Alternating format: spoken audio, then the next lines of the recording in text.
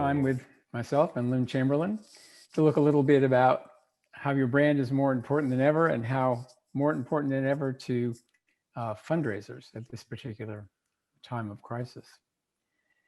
So our agenda, a little bit about who's behind your screen, looking at brand then and now, how to build your brand mosaic and how to express it slightly differently in this time of crisis. And then we'll end with some key takeaways and some templates that you can download later.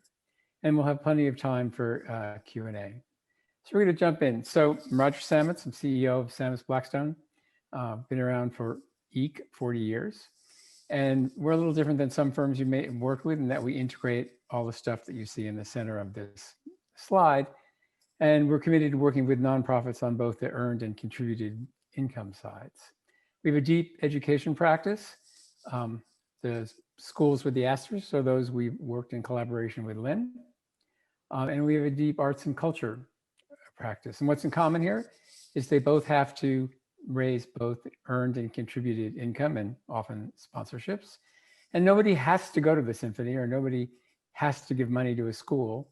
So this is all about moving people from, seems like a good idea, to I really want to donate or be part of this organization.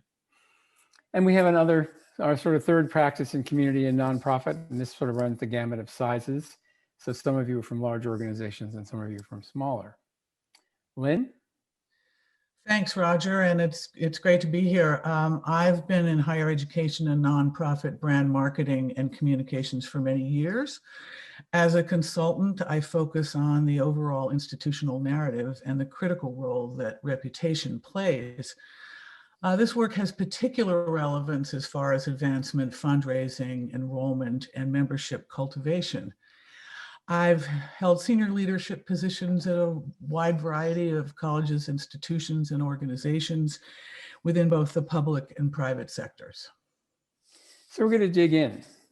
So remember back, whatever it is, 9 months now, when if you were a performing arts organization, you could actually put your wares on display in front of people who valued you. They could get up close and personal. If you were a school, you could take donors on a tour. I happen to have actually lived in that little entryway to the left there. If you were a research organization, you could bring people in and they could really sort of soak in what was going on and get excited. If you had community projects or social service organizations, people could sort of see what you were doing. And you could get close to donors here, broad-based donors and, more special events for, higher end donors. But that was then. Now, both literally and metaphorically, the halls are empty. So what that really means is that your brand is now more important than ever. And why is that? It has an outsized influence on decisions. So whether that, if you're a performing arts organization, it means that people will donate their tickets that they bought for a subscription instead of asking for their money back. They'll support managerial decisions. They'll, donate, to your emergency fund. But none of that happens unless your brand really has, strength and is integral to building that connection with prospects and donors.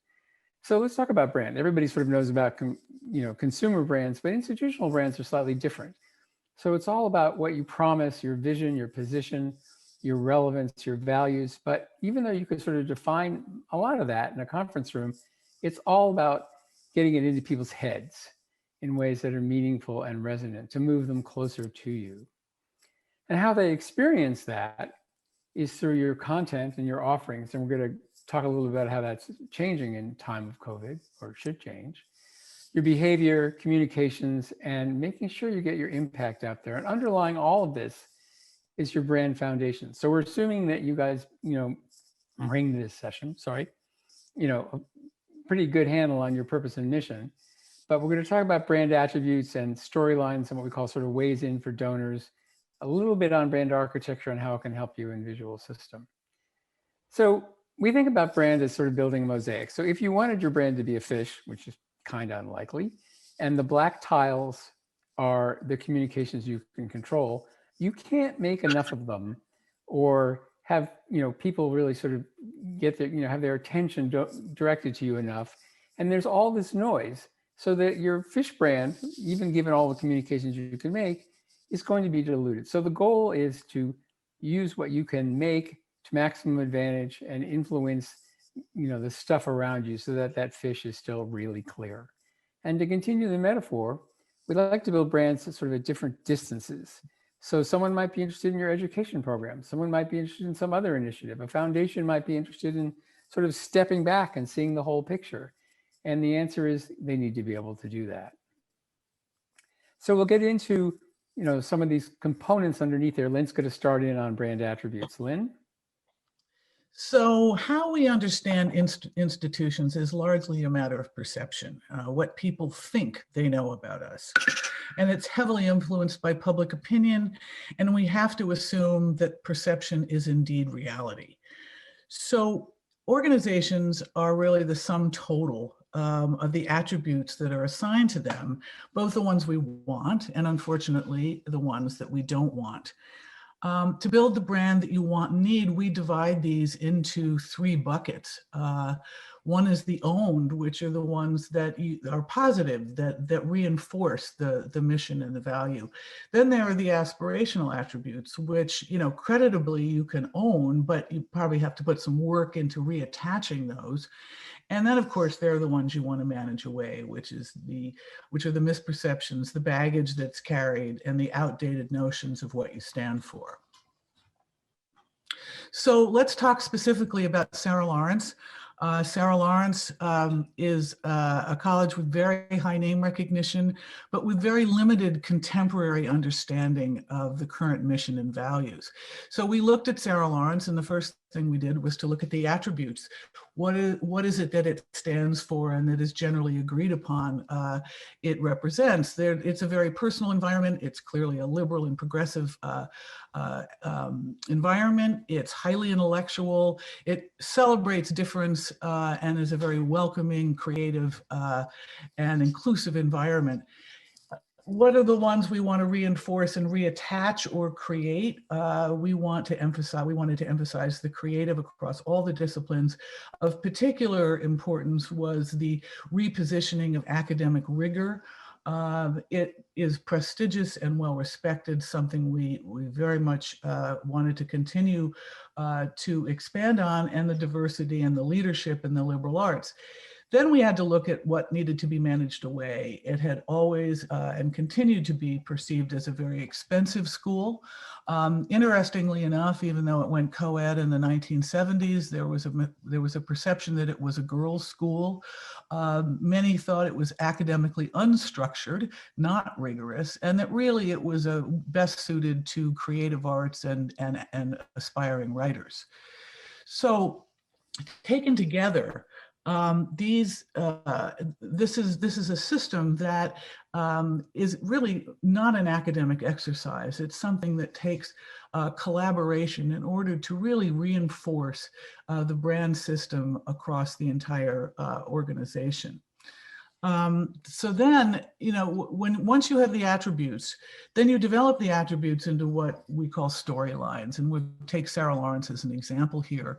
And you'll see here in these 9 storylines, which are not stories in and of themselves, they're really pull-throughs that reinforce all of the things that we want donors and other constituents to have clearly in mind when they're thinking about the school. And you can read these for yourselves, but you'll see how they've been slightly repositioned. You can be you, structured independence, the geographical positioning to New York, and of course the essential liberal arts experience. So let's take a look at one in particular, which is the storyline number 6, which is the structured independence.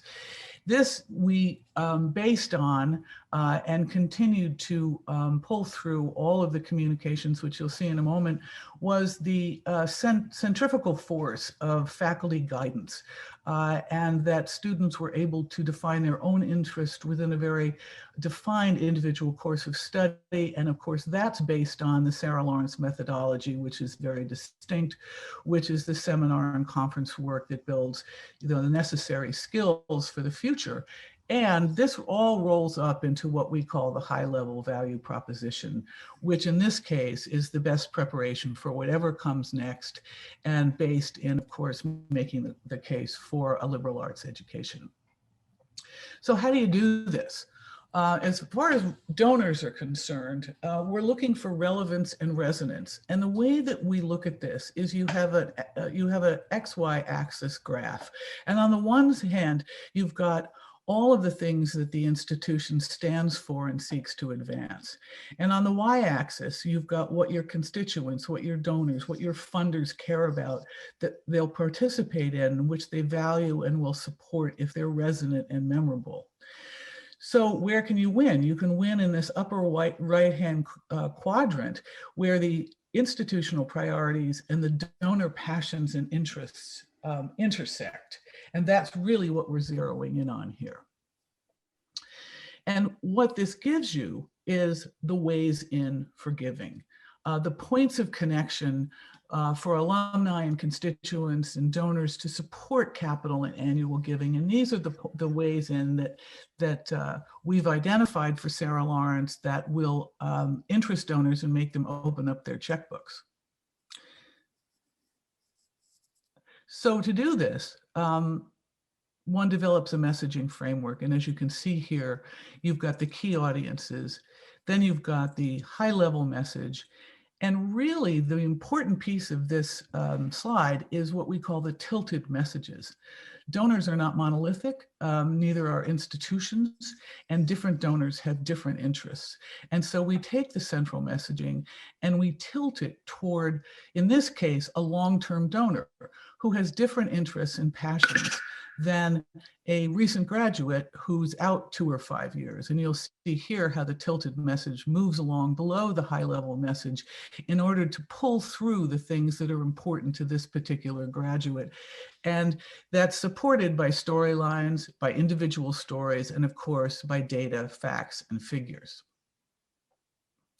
So let's take a look at Sarah Lawrence. In this case, this is the cover of the view book. And what we want you to see here is how all of the key messages, storylines, and attributes are reinforced. A rigorous education, a community of individuals, faculties, and students. This is also the representation of the proximity to New York. Here again on the website, right on the homepage, we have a rotating series of the same key messages that you just saw. And this too is the homepage right up front, the best preparation for what's next. This also goes right through to their inaugural capital campaign, the campaign for Sarah Lawrence, and this is just an example of the view book. We also did a series of print pieces which support each of those through lines. In this case, the dean of the college talking about academic initiatives and integrity. This also was a series of other print pieces that supported the campaign, in this case, a page of Karen Lawrence, the president. And then we developed a microsite for the campaign itself, which again, in addition to print pieces, supported all of the pillars and the case for Sarah Lawrence. Now, turning to the annual fund, the question here that we were trying to answer is, how do you connect the Sarah Lawrence, the historic Sarah Lawrence that older donors were very connected to and cared about, with the current Sarah Lawrence education? We did this through a series of postcards, and here you see a historic photograph talking about the Sarah Lawrence of the past. In this case, we have protests for the Vietnam War juxtaposed with the current efforts around climate change. So giving both donors of the past as well as recent graduates and new funders a reason to link the past to the present in ways that were very important to them, and to reassure them that Sarah Lawrence is Sarah Lawrence both then and now. So now we're going to look just briefly at brand architecture. And, many of you may not really have a hand in the brand architecture, but it's always useful to kind of understand it, and you may have a hand. So we have 4 strategies here, and we're using carbohydrates, which, given the time of day we're all looking at this, sorry, I can't hit it through the screen, but top left, product branding. These are all made by Mars. If you remember when you were ever at an airport, you might have taken one of these on a plane. They're product branded because they have like nothing in common, no value proposition in common. Mars is hidden. No nonprofit in their right mind would go to market that way. Moving to the right, you still have product brands. Ginger Snaps doesn't have much to do with Oreos, but that Nabisco triangle is kind of holding things together. So lots of multi-part organizations, universities, for an example, actually go to market this way. But as you can see, there's no shared system, there's no shared value proposition.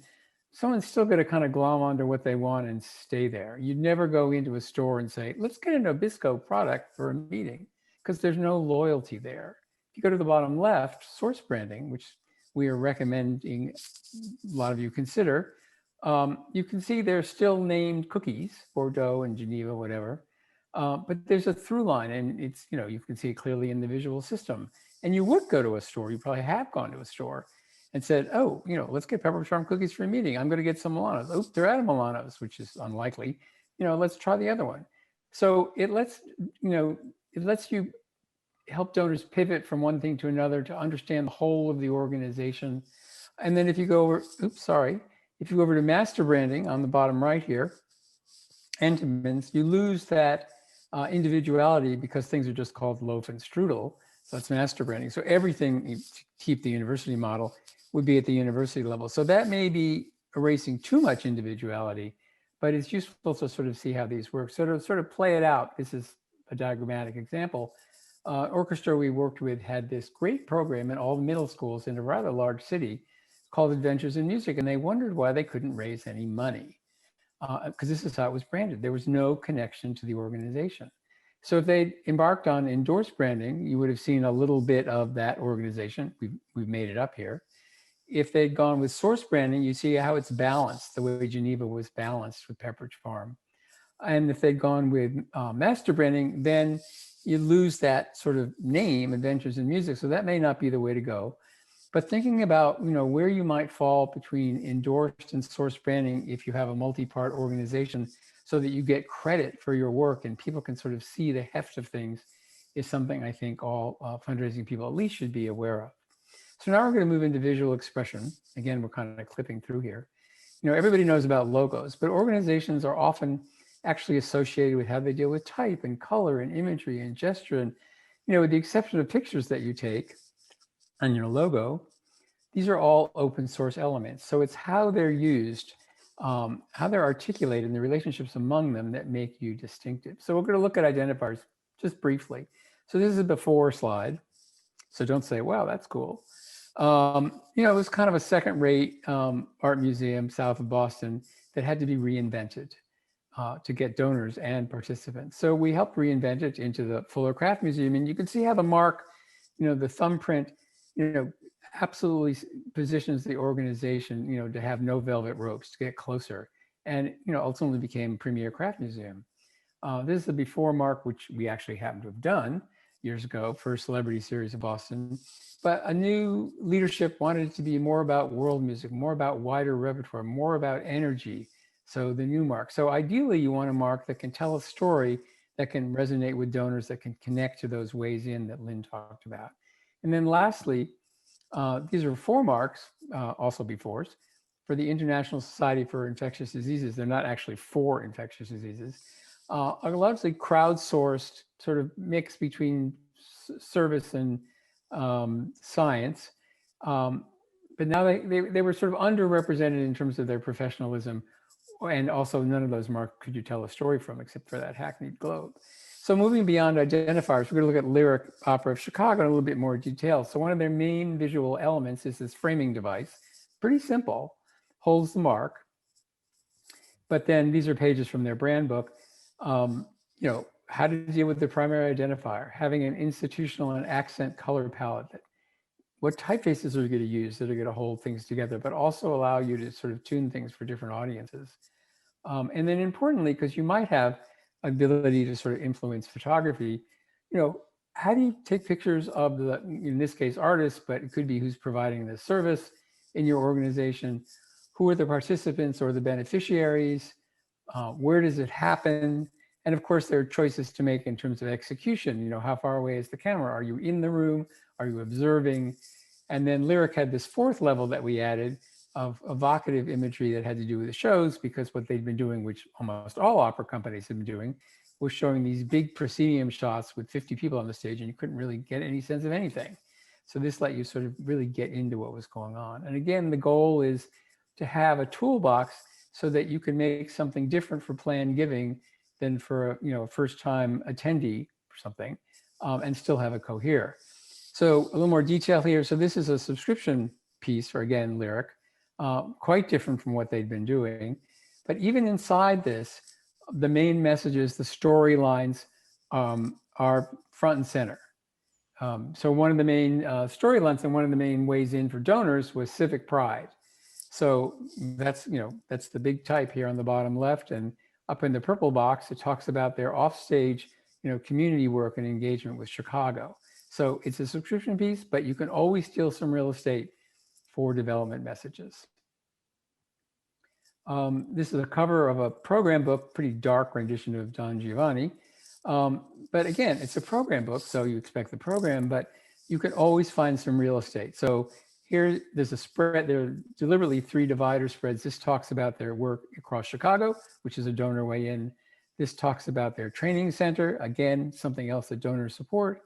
And there's always opportunities to thank people.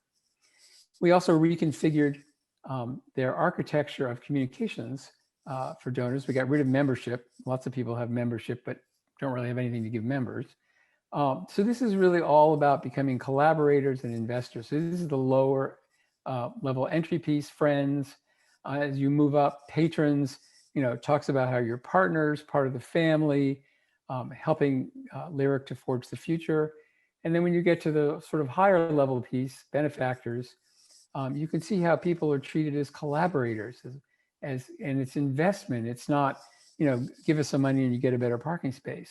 So this is all brand building as well as getting, ways in out there, helping define what it means to be a great opera company in the 21st century, and really putting forward that benefactors have a personal relationship with Lyric, right through to the new website, which just launched about a week ago, which rather than just having a button for, donate here, as you scroll down, there are all sorts of development messages.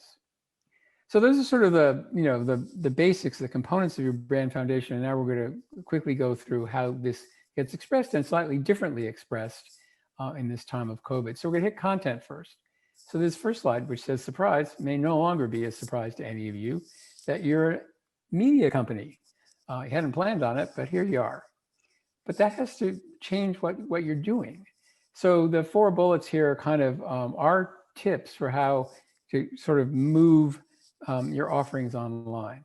The first one, really translating and extending your purpose to the screen and doing specific digital programming, bringing forward your educational offerings, reinforcing personal connections, something that was sort of a unexpected positive out of this crisis, and developing interactive opportunities, all of which will remind donors why they cared about you in the first place and bring them closer. So in terms of translating your purpose to the screen, this will not be unfamiliar to people. Lyric has a long roster of things you can sort of tune into now because you can't go to their hall. The Apollo in New York, a whole initiative, a whole digital stage. The Bruce in Hartford, an exhibition that's only online. Online used to be supportive. Now it's the main player. Or at the Wheeler School, with whom we've worked in Providence, rather than shying away from the whole mask necessity, they brought that front and center. And, they have their choral group out there in their yard, way more than 6 feet apart, performing. Or lastly, in this series at Lehigh University, they have typically a very well-attended holiday concert, which they couldn't do. So they organized to have people wherever they were in the several courses that they have, be their own audio and video engineers. And somehow this all got pulled together to be an incredibly impressive concert. And when it was aired, like one of the first checks was 50 grand, and they just kept coming. In terms of expanding educational offerings, the BSO now has a homeschool You can see here that the orchestra members are sort of color-coded as part of a a lesson plan. The Tate in London does a great job of providing materials um, to sort of learn what's going on at home. And then GBH, who of course has always been committed to having learning materials, has expanded that by grade so that hapless parents who are dealing with homeschooling actually have someplace to turn. And the sort of third way to think about, rejiggering your offerings is really to put forward that sort of personal and community connection. So, this particular opera singer probably was much more used to being in white tie, but, seeing him in his basement, probably if you look at the whole video, his, dog walks by or the cat knocks something over, does get a whole lot more upfront and personal. So this is something that I hope will not go away. Or the head of the Wheeler School delivering a really heartfelt message, looking right out. Or, the Boston Symphony Orchestra had a tour to China canceled, so the musicians all got together and put on a concert for the city. Again, building a strong brand, building relationships, building community connection. The last chunk here about thinking about interactive opportunities is one of my favorite examples. This is the Getty, using household materials to sort of, either replicate or evoke artwork that was there. It's just a great series. And it reminds people why they cared about you in the first place and moves people closer. So Lyn's now going to look at this sort of next chunk around behavior. Lyn? Yeah, so not to be overlooked is how you speak as an organization, both externally and internally. And we can take a look at a couple of examples here. The first, we were in the category of bad behavior. The Kennedy Center, in addition to promising money to staff and for staff development, then suddenly announced that it had to furlough 60% of the staff. And so completely contradicted whatever good work had been done there. StubHub had said that they would refund ticket purchases in times of COVID, and then was facing a lawsuit for changing that refund policy. If you look at some good behavior, here you have, putting your mission forward and really putting your dollars where it counts the most. And then if you take a look at the Apollo, instead of here's what we do, they're saying here's what we care about, and it takes it up to a whole other level that becomes something bigger than the individual and more about the world itself. We can look at another one, which is the Mark Morris Dance Group, which is not about feeding people. And yet in this period of crisis, that's exactly how they put themselves forward and what they did, so that it amplified their brand and their value and the benefit of joining them and caring about them. And in addition, we have Lincoln Center doing the same kinds of things. This is based on Wynton Marsalis, who had recently lost his father, and in testament to that and the other things that everybody was so concerned with, he built a memorial, and again, taking it out of the individual organization and bringing it out into the world in a way that matters and appeals to donors and funders in a whole new way. I'm going to look at sort of communications as our sort of last chunk here before we get to impact. It's all about, especially while staff is dispersed, which, you may well all still be, making sure that you have the things that we've been talking about: brand attributes, storylines, main messages, ways in for donors, the visual templates, colors, logos, types, imagery, so that people can work independently, so that, dispersed does not equal disparate. And making sure that COVID is not, especially now, the entire story, as bad as things continue to get. And to use social media platforms to best advantage. So, Lyric has brought development forward, again, much more than a button that says donate. There's a lot about why. So in this case, why you should support the mission, how donors get aligned with the vision they can get behind, not, we need money for light bulbs. At Greenwich Country Day School, we sort of participated in the strategy materials for their second capital campaign. And again, going back to what we talked about in terms of ways in, it's all about realizing a shared vision. You get the checks when the donors are aligned with your institutional priorities, with what they care about, what they get excited about. And then in terms of, social media, from Twitter examples here, using it to bolster fundraising, to crowdsource content, again, that pulls people in closer, to advance your mission programming, to promote leadership, give them a voice, to spotlight particular educational initiatives that you've brought online. And then we get to impact. So this might not have been something that we had, would have talked about perhaps a year ago. But again, when you can't be in front of people and they can't actually see what's going on, making sure that the impact that you, generate is clear. So we're going to look at three organizations that work with under-resourced, underrepresented kids who are interested in STEM. None of these are our projects, but I think they're good examples together. LEADA, Leadership Enterprise for Diverse America. They use stats, they use infographics, they use stories. There's a whole lot of stories under profiles in leadership. If you look at Girls Who Code, another great organization, they also use, numbers. The one on the right, alumni are 15 times more likely to major in computer science, plus testimonials, which unfold into longer stories. And then interestingly, they have this gallery of projects that the girls have done. They have, cool illustrations to get you in, but again, they're showing where your money goes and how it makes a difference. And then lastly, the Hidden Genius Project, which deals exclusively with Black teenagers. But stories are front and center, and it's all about genius revealed. Yes, there's some numbers, but it's really about, how did the story change because of the donor? So they're bringing that forward because you can't experience it any other way. And then the tag is kind of invest in genius. So that's kind of our tour. So we're going to end with some key takeaways and some templates that you can get subsequently. So, if we go back to the top of this, really thinking about your institutional brand as promise, vision, and position in the landscape and how it's relevant, and that you need to get that into people's heads. The foundational components, the purpose and mission, the attributes that Lyn talked about, and the storylines and ways in, the little bit I talked about in terms of brand architecture to make sure you get credit for your initiatives and that things aren't so kind of branded out there somewhere that it obscures the heft of your organization and makes it hard for donors to get a picture.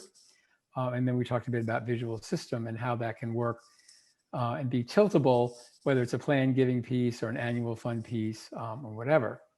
And then we looked at content and how it might need to morph, or maybe you're already doing all this, translating and expanding it to the screen, bringing forward educational offerings, reinforcing personal connections, and developing interactive opportunities, all to remind people why they cared about you, get them closer, get them involved, make them feel part of the family.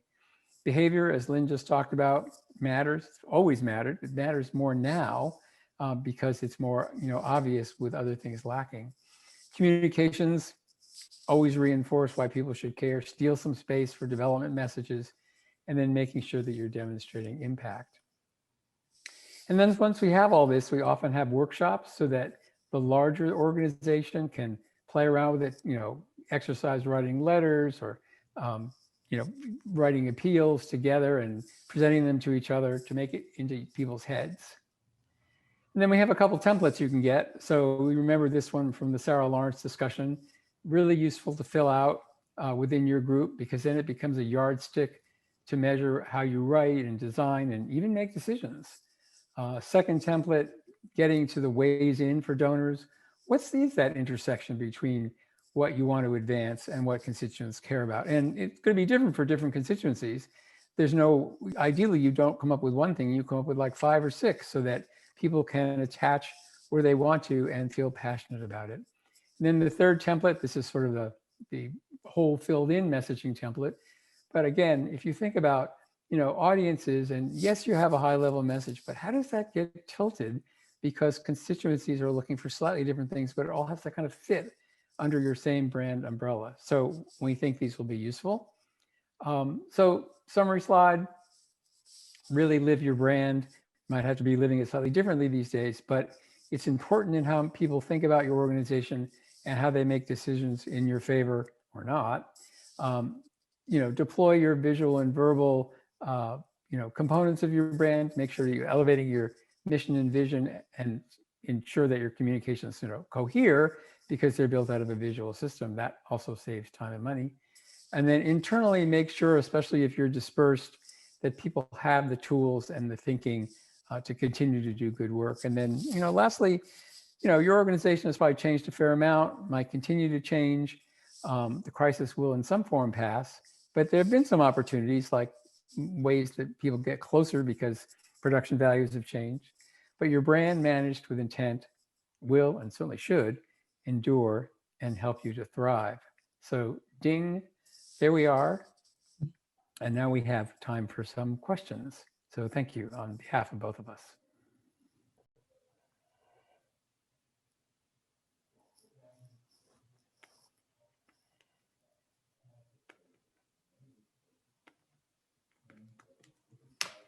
Hello, everyone. Thank you for joining us for Roger and Lyn's presentation today.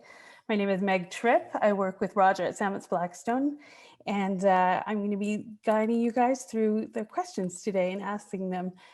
You still have an opportunity to ask questions through this Slido app. I believe it's on the right-hand side of your screen, so we'll be taking questions right up until 3. But we're going to get started with a first question.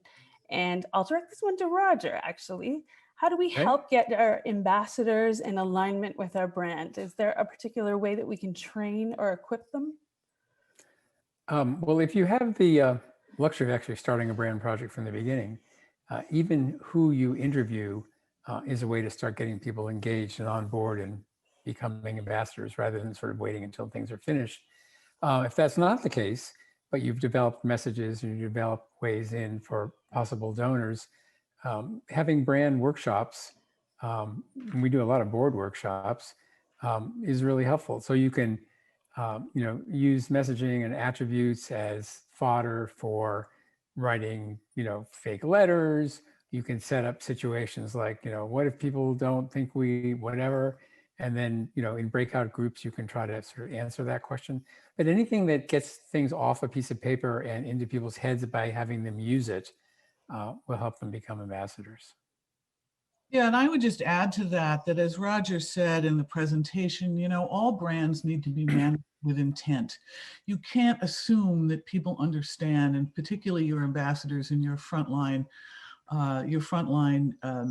folks, that people are going to understand who you are and what you stand for. And so managing with intent means reinforcing those assets, the ones that you own and the ones that you aspire to, as consistently and as resonantly as possible.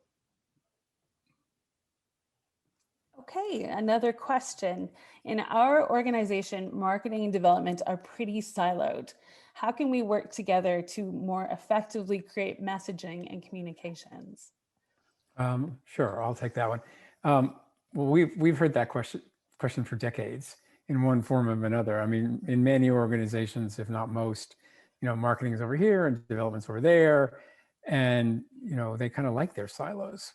Maybe that's not true of the people tuned in today, but there's certainly ways to get together. And again, if you're starting a brand thing from the beginning, you're going to want cross-functional representation on a sort of brand steering team, and that brand steering team can continue.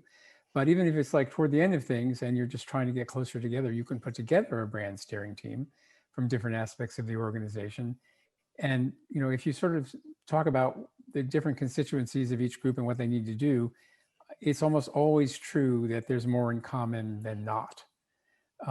So you can find ways to get closer together. And then one of the things we believe in a sort of core way is that good marketing is good development, and good development is good marketing, because they still, even though you're sort of tilting messages differently, if you're getting someone to attend versus give money, A, there's certainly an overlap, and B, those messages have to still sit under a common umbrella. Yeah, and I would add to that, having been on the marketing side of this for many years and worked with many advancement efforts and capital campaigns, that, if marketing does its job, it really is a matter of helping your colleagues in advancement do their job and making it easier and more more available to have the messages in front, to be able to put the brand forward. And I think it's always a matter of close collaboration and everybody doing what they're particularly good at. Okay, another question. Our campaign is already underway. Case statement is printed and everything. Is there anything I can do at this point to still influence our messaging and communications? Lynn, you want to start? No, I was going to say, you go. Okay. Well, sure. If that's the case, I mean, hopefully someone who's put this campaign together has thought about what are the things that people care about. But, there's still always going to be conversations.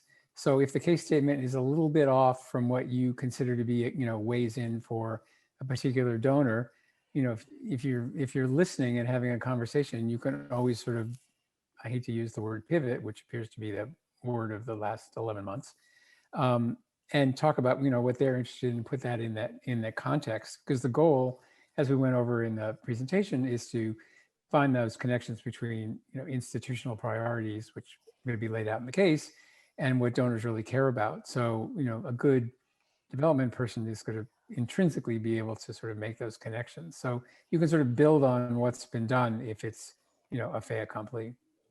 Yeah, and I would just add to that listening is key. And I think for marketers, there are always ways in, there are always different ways in, and ways that you find in conversation with your prospects and with your colleagues that you didn't have before. And so marketing can take that data from those conversations and can very effectively weave it into, in particular, social media and the kinds of engagement that is there in real time.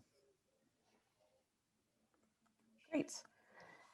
Here's another question that just came in. What would be your advice for a nonprofit whose resources are limited to ensure that they're creating the best content possible? Well, it depends, what area you're in, I guess. But I mean, we certainly talked about, and maybe a lot of people are quite used to it or even good at it at this point. You have to at some level become a media company in terms of content. I mean, that's the transmission method we're all dealing with. So making things that bring people closer to you can certainly help, advancement. We had some examples of, showing an opera singer in the basement. Well, that never would have been done, a year ago, but it creates more of that sort of, personal, resonance that of course is important. I mean, all development, at least in my opinion, sort of comes down to making both a rational and an emotional case, and being able to sort of get close to people in whatever way you can do and show your impact is going to ratchet up the emotional side of things.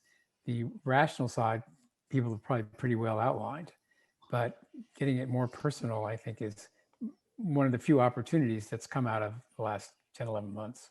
Yes, and just to follow that on about the personal aspect of this, we often forget that internally, that the members of the development staff, the senior staff, the leadership, the entire university or organization are the best brand ambassadors that you have. And so equipping them with a messaging architecture, with the knowledge of the brand, means that those folks can really carry the messaging out to a wide audience, and it really doesn't cost anything. And that, in a way, is some of the best marketing and visibility that is available to you. And actually, I want to add on what Lynn just said about cost. All of this, and the entire presentation that you sat through, thank you, is really about putting the thinking on the right side of the cart horse.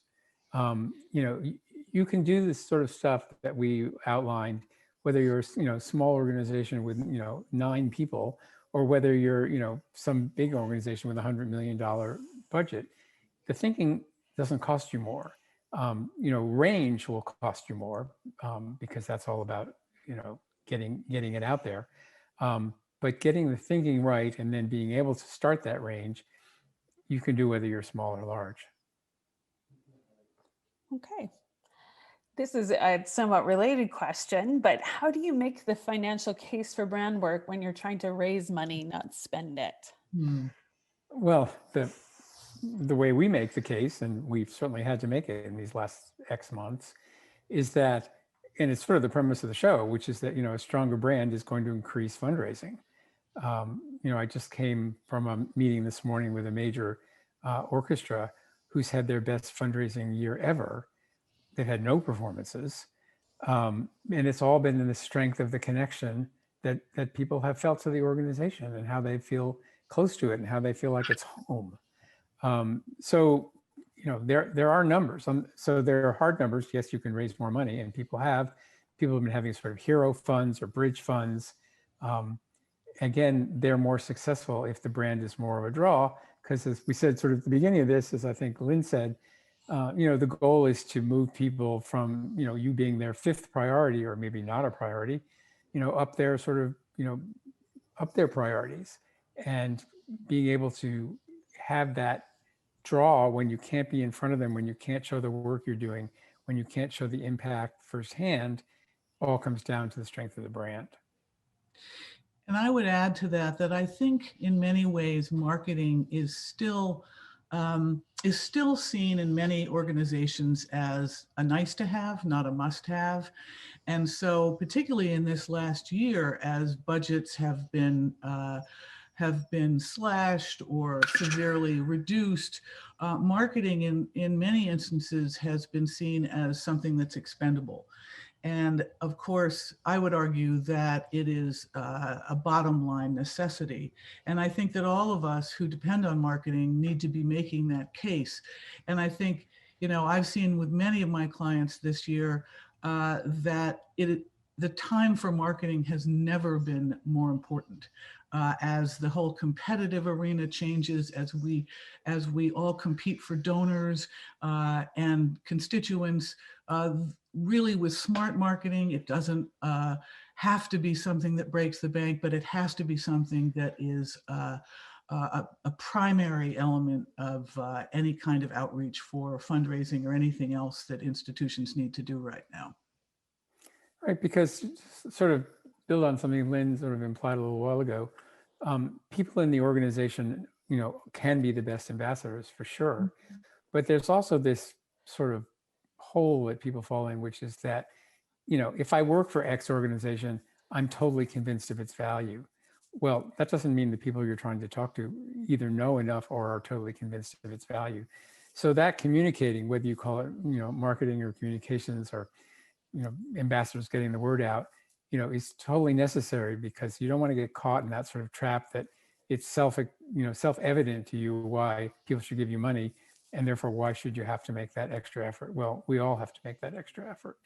Yes, and I think we also have to be aware that in many cases, perception has become reality. And I think it's our job to examine, and we talked about it as far as Sarah Lawrence was concerned with the attributes that needed to be managed away. How do people see you? What are the perceptions that people are operating on? And then the goal is to bring reality closer to perception. And my theory has always been that if you don't tell people how to think about you or what the real value of the campaign is, they're going to make it up. And that's going to be very hard to undo down the road. Okay, we have a quite specific question here.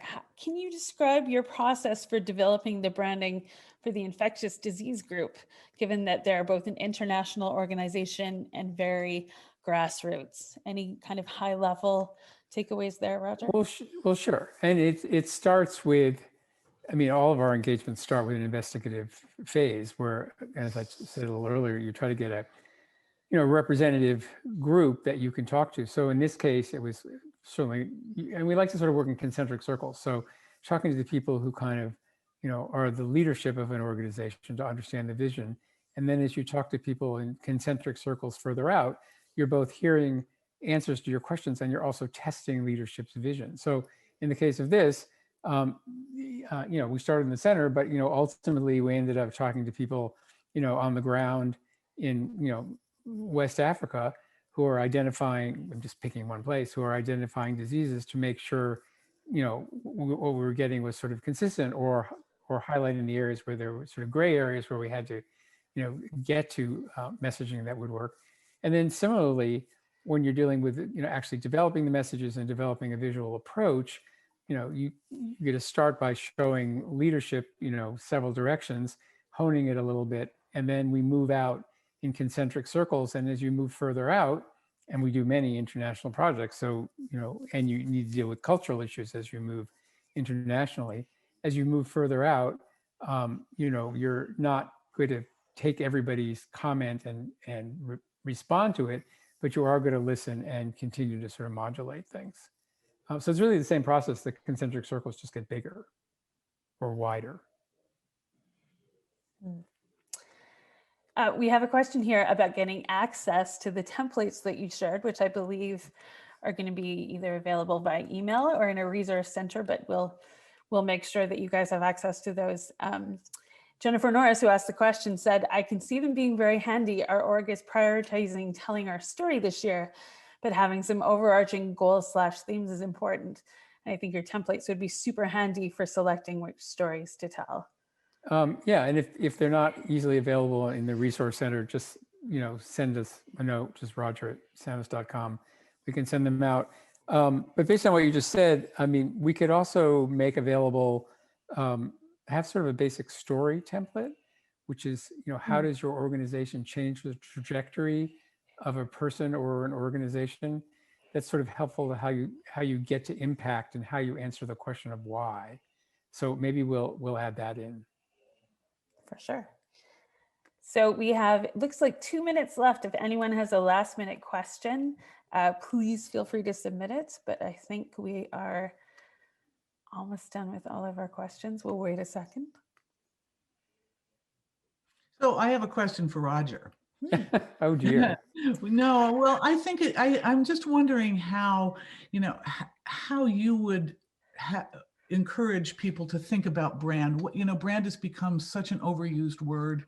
We've talked a lot about it in the last hour, but what do you think the word brand stands for today, and why is it important for us to keep that in the forefront of our thinking? Well, we had that slide earlier on after the slide of the 57 Biscayne and the Coke and the Levi's, that we talked about, position and value and values, but the shortest answer would be, what do you mean? And why should anybody give a damn? So, if you can't answer that, you probably, then you don't have a basis to make visual decisions. You don't have a basis to make messaging.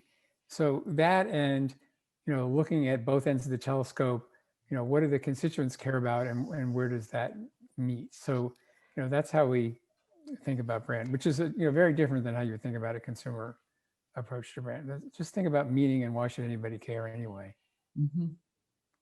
So that sounds like it's it. Meg, are we out of time? We are out of time, and if you have further questions, you can always get in touch with Roger at sametz.com, SAMETZ, or you can email me, meg@sametz.com, and we can also get questions off to Lyn. Lyn, do you have an address you want to share? Sure, it's lyn@lynchamberlin.com. Great. And it's on the show. It is. Well, thank you all for your interest and attention. Thank you, everyone.